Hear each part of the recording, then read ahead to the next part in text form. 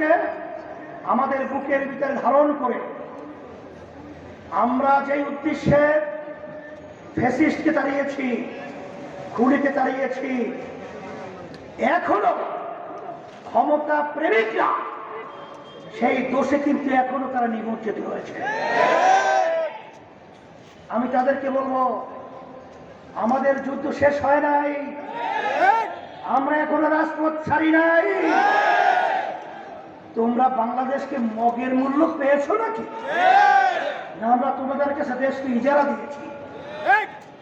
আমি এই দেশের সন্তান, আমরা এই দেশে জন্মগ্রহণ করেছি, এই দেশ আমার, এই দেশ সুন্দর করার দায়িত্ব আমাদের।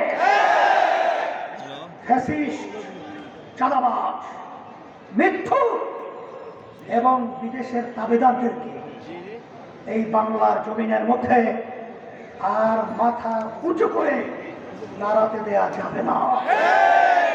এই জন্য আমি বলবো, যেই উদ্দেশ্যে আশা খাগারি আমাদের দেশের এতগুলো সন্তান জীবন দিয়েছিল, পঙ্গু হয়েছে, এখনো চক্ষু হারিয়ে তারা দিন রাত্র অসহায় অবস্থায় যারা আজকে পার করছে, আমার সাংবাদিক বন্ধুদেরকে বলবো, আমার প্রশাসন ভাইদেরকে বলবো, এবং সর্বশ্রেণী সর্বপেশা আমার ভাইদেরকে বলবো, আসেন আমরা সবাই একত্রিত হই, আমরা সবাই একাকার হয়ে এই খুনিদেরকে, এই চাঁদাবাজদেরকে, এই বিদেশি দাবিদারদেরকে আমরা এই বাংলাদেশের মধ্যে চিরতরে কবর রচনা করতে